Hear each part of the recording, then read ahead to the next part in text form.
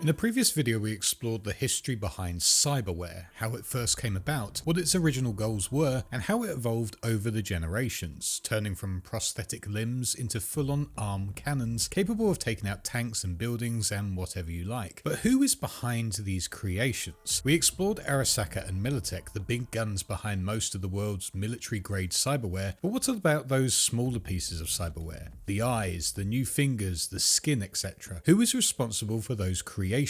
Well, in today's episode we will be exploring some of the smaller cyberware corporations, their history, their relations to other corporations and countries, and some of their most popular products on the market as well. Some of course do not exist anymore in the year of 2077 as we know, but that's not to say their products aren't still out there, so we will be exploring them anyway. So if you like this video at any point, do leave a like and subscribe if you haven't already, and with that, let's dive into the cyberware corporations in the Cyberpunk universe.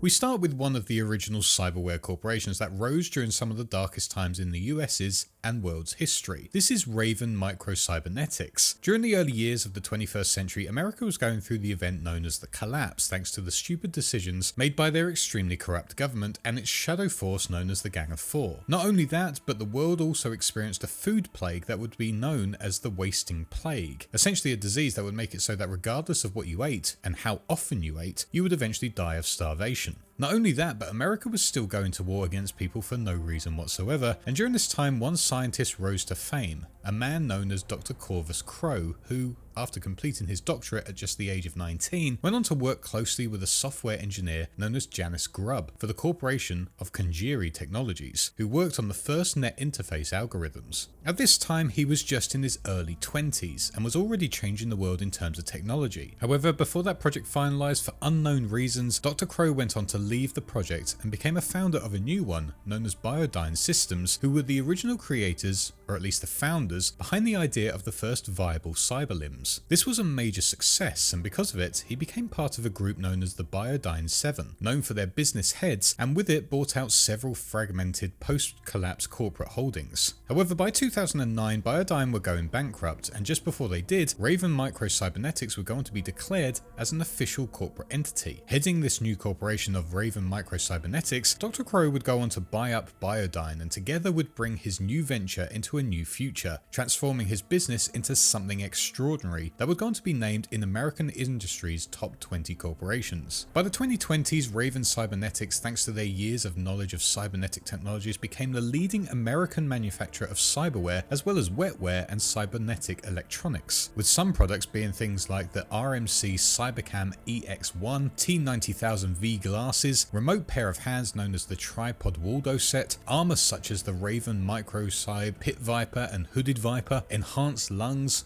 biomonitoring systems, brain dance recorder, rebreathers, 4 types of cyberdecks known as Rook, Eagle, Kestrel and Owl, and full body conversion types called the Gemini and Wiseman. Because of these creations in the 2020s, they were highly regarded as making some of the best quality cyberware ever seen that pushed the technological industry into a new era, and their quality control was always praised. Not only that, but Raven Microcyb never displayed massive logos on buildings or posted tons of advertisements everywhere. Thanks to that, their modesty was massively praised, and that won over new customers. That said, this was also because they wanted to keep their corporation and their secrets extremely secure, making them one of the most secretive corporations out there, and a real focus for people like Arasaka, who actually labelled them as a security level 4 maximum security organisation in the Almanac of Corporate Espionage. A lot of their success was labelled as being thanks to Dr. Crowe. Ultimately, he was the corporation, and his views and ideals were what the corporation went by, and that was why they were so successful. According to many analysts on Wall Street, everything he did, everything he experienced and witnessed was reflected in their products, so much so that it was rumoured that their stocks linked closely to his own health condition. If he was looking unwell, the corporation would tank in its stocks, but if he was seeming aware and on it with his views, then the corporation would thrive. Not many corporations were known to be linked to just one man on his own, but somehow Dr. Crowe had majority control, and that is what helped them thrive during the 2020s. By the 2040s, the corporation started to fade as other corporations started to rise through the ranks. Once known to all as the company for cyberware, wetware, and so many other things, Raven Microcyber had been taken over by two other corporations that we will explore in a bit, known as Rocklin Augmentics and Dynalar Technologies. That said, whilst their market share had gone down quite significantly, they were still regarded as being an incredible brand and had that shelf recognition by many customers, which allowed them to keep their relevance, and whilst they weren't the biggest anymore, their products were still regarded as arguably the best on the market still, adding new products to their catalogue, things like new cyber decks of the Hummingbird, Kestrel and Phoenix, cyberware like the Micro Waldom Cyberarm, and the agent known as the Drake, as well as a new Cybercam EX1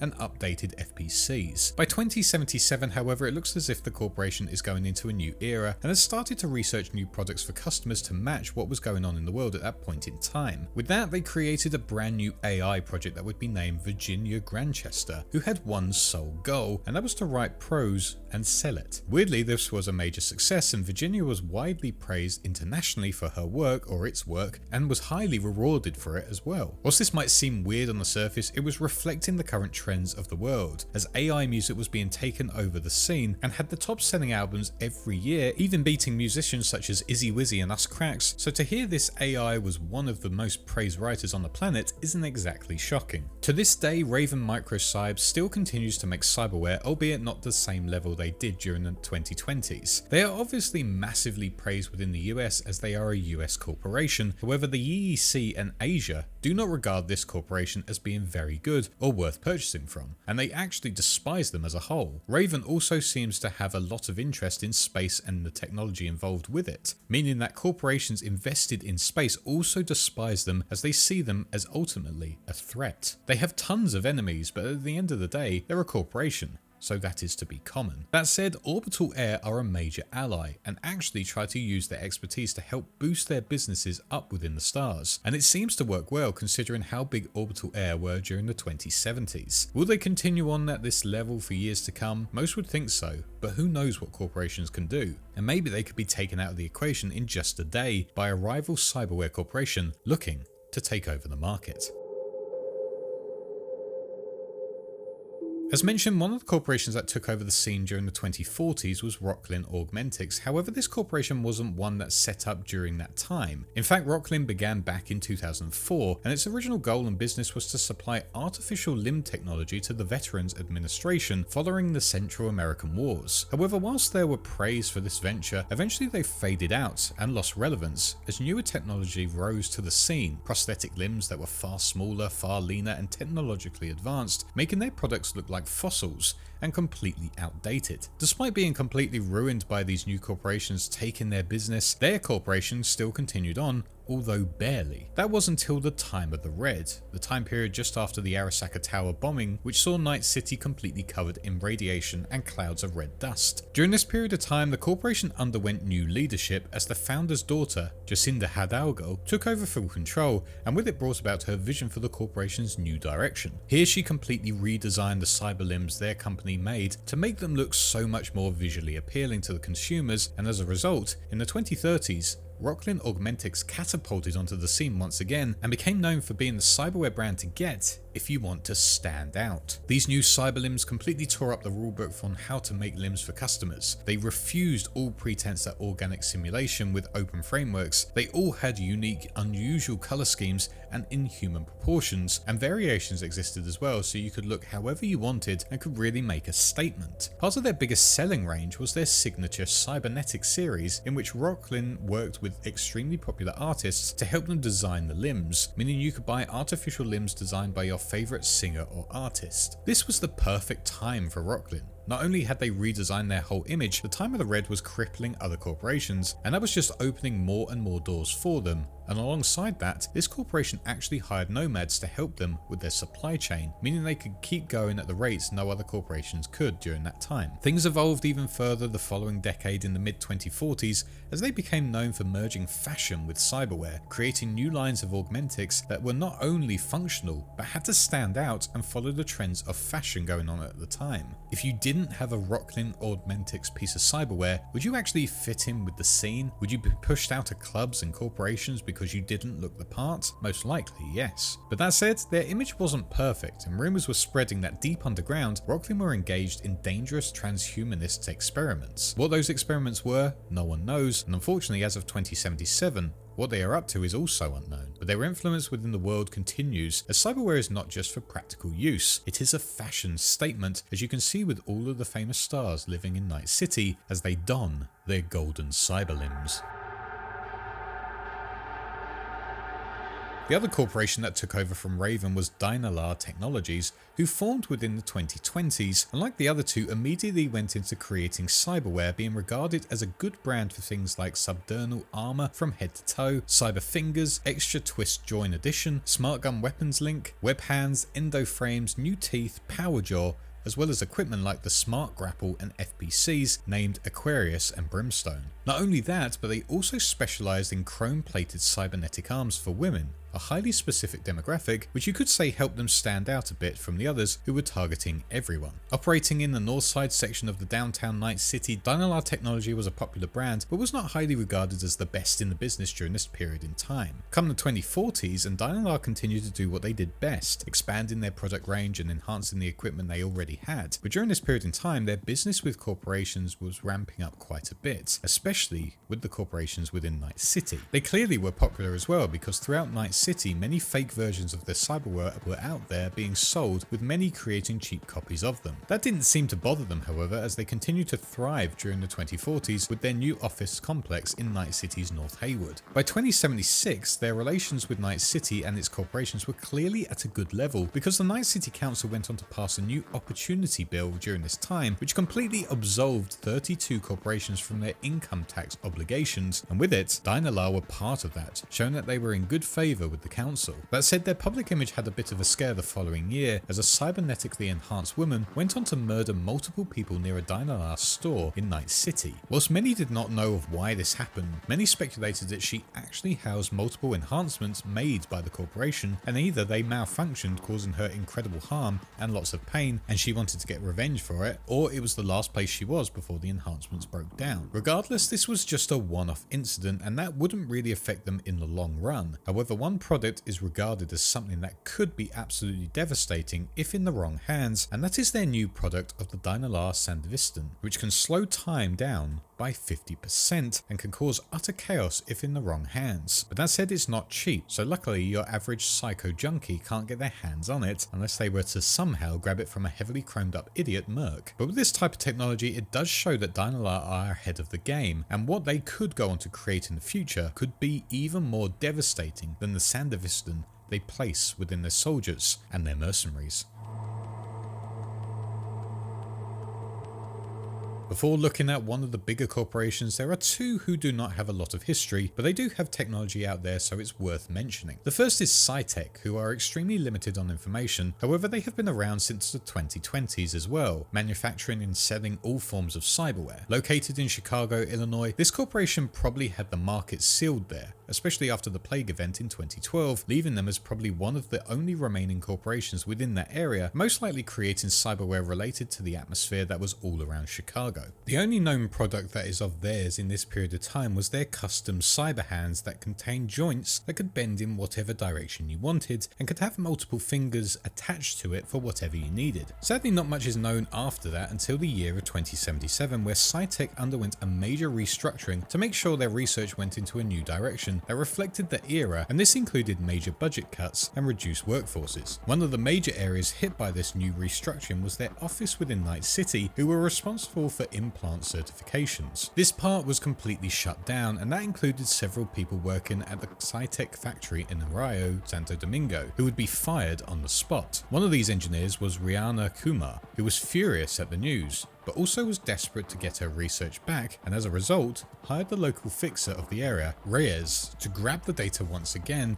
and to keep all of her projects in her grasp. More specifically, her new visions of the deltoid musculoskeletal implant that she had been proudly working on. It's quite clear the corporation is not a big one anymore, that or they have some extremely dodgy dealings that they are keeping under wraps. But in the cyberware scene, they are only known for a few products. the 2020 cyber hands, arm and leg implants, as well as nervous system enhancements. The other corporation is known as Cyclops International, who, if you couldn't guess from their name, focus on cyber optics. Whilst the corporation doesn't really have any known history, they have one product that might seem notable to some people. That is known as the Cyclops International Bug Eye, created in 2020 and again in 2045. This piece of cyberware completely changes a person's appearance, giving them the look of a bug. The reason for this is so they can add multiple cyberware attachments to enhance their vision in whatever way they want. Essentially, you can have the eyes of a bug, with multiple eyes looking all over, some zoomed in, some infrared, some ultra wide. Whatever you want to do, you can do with these bug eye pieces of cyberware. By 2077, these have been made extremely popular and almost seen as a piece of fashion chrome, and that's all thanks to the Red Menace from Us Cracks, because whilst this version of Bug Eye isn't made by this corporation, the image of her big bug eyes has caught the eyes of their fans, and it's become a real standout look because of it. Maybe they'll still make products going into the later years, but as of now, this is the only thing Cyclops International is currently known for, but it's a pretty unique one anyway.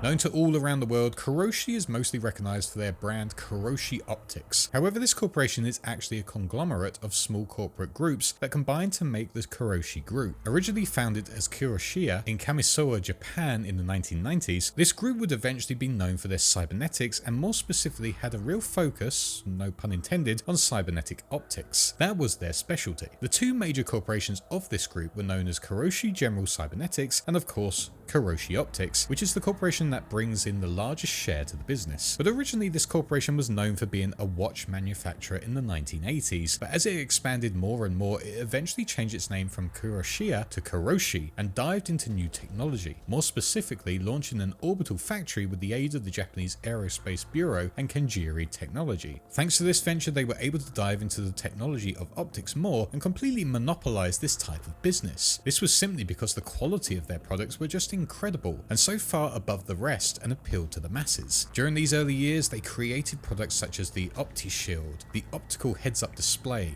the optical remote cybercam, and the anti-dazzle protection OptiFlash. At this same time, Kiroshi held a close relationship with Kenjiri Technology and had a joint design firm up in orbit where they would hold their manufacturing process. By 2020, the company looked to take out its competitors, or at least those making cheap knockoffs of their products, out within the rest of the Asian markets, including Hong Kong and Shanghai. This must have worked because throughout the world, Kiroshi became a household brand with all of their products up for sale at hospitals and local fixers. This is seen in Tokyo, Osaka, Seattle, Night City, Washington DC, Hong Kong, Shanghai, Europe and Singapore, with most of those holding a major office there as well. By 2077, Kiroshi did not slow down and in fact continued to invest heavily in orbital facilities, and their manufacturing of their products only ramped up even more within them. One big thing did change however during this time. Despite having a major presence on the world stage with many knowing of their brand and products, Kiroshi decided to invest more in its advertising, and with it pumped millions into getting celebrities to promote their brand. Their biggest one within 2077 was involving the Japanese idol group Us Cracks, where they were going to fully fund the band, kitting them out in the latest and greatest Kiroshi optics that would be displayed on all of their merch, advertisements and music videos, as well as of course on them at their live shows and in person. The group rose to fame extremely quickly and went on to really sell out stadiums and actually challenge the AI music scene that was dominating at the time. But Kiroshi didn't stop there, as they also looked into new tetrachromatic optic implant technology that would allow them to see the visible spectrum of light. How this will help you in your day-to-day, I have absolutely no idea, but it's incredible technology regardless, and that pretty much sums up Kiroshi. Some of it looks utterly ridiculous, but it's the best optical technology out there, and if you haven't got Kiroshi optics, you haven't got the best. Finally, we have a corporation who, as of 2079, if that is the timeline we go down, are one of the biggest cyberware corporations in the world. But Zetatech never used to really be in this industry. Back in the early days, they were simply a high-tech company located within California, but it made its name through different methods, as it used techniques of espionage and applied violence to create a small niche for itself in the industry and help itself stand out. As its name grew, it started to grow overseas, and as they did, saw more and more success and more Euro dollars. However, this did mean they had to take their tactics of violence allegiance to the corporations out there, and that was how they took over. This helped them during the First Corporate War, as they would align themselves with Orbital Air to do their dirty work for them, as they would be the ones responsible for large-scale net-based attacks on Orbital Air's rivals, Euro business machines. However, unfortunately for Zetatech, this would be their downfall, as EBM were also incredibly powerful and efficient in net technology, and were able to repel them completely and almost completely destroyed the whole of the corporation,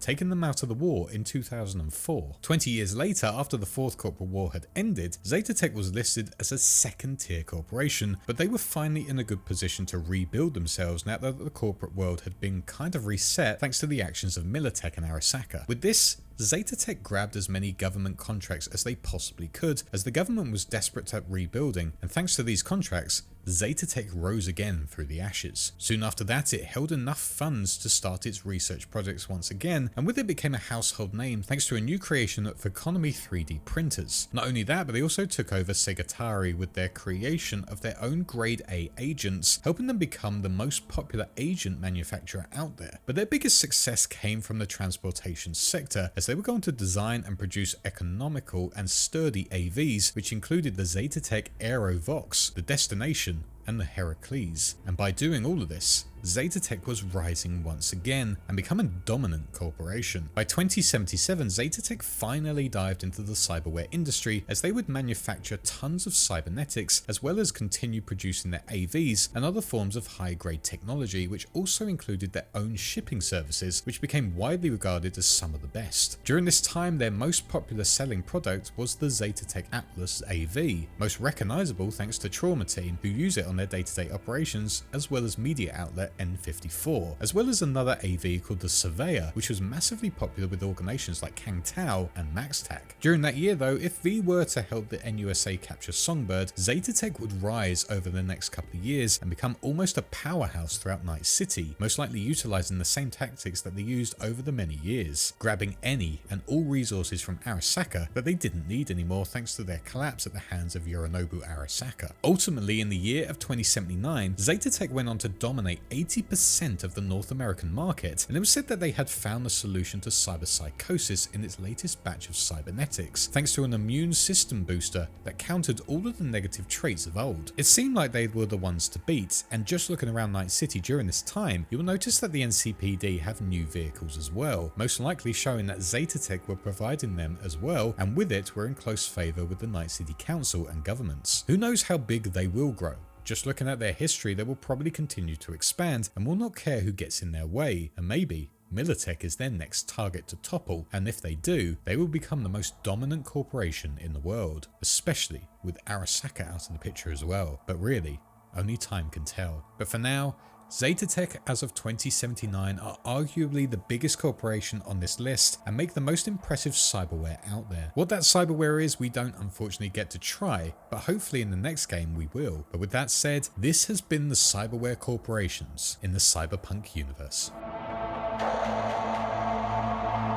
I want to say a big thanks for watching once again, and do let me know your thoughts in the comments below. Do you have a preferred cyberware brand that you always go to, and who's the most interesting of the list? Let me know in the comments below. Also, big thanks to my patrons for your constant support, including my small fishes, my big fish, this mind of mine, and Anthony Bofiglio, my YouTube channel Wise Ones, Sith Lord 906, Video Gamer 75, Kosh 1516, the Nanontarium, and V3XXE, my shark Dan F, and my Megalodons Sinus and Hazy Thoughts. Oh, and before I go, I know I said this in my last Cyberpunk video, but I've also teamed up with R. Talzorian Games, the original creators of the Cyberpunk brand. So if you want to grab any of their lore books or set up a TTRPG for yourselves, I got a link to their shop in my description as well, where you can get 10% off their stuff, so make the most of that. I've got pretty much all of the Cyberpunk lore books now, so I cannot recommend them enough. But anyway, thank you all for watching once again, and I shall see you all in the next one. Cheers.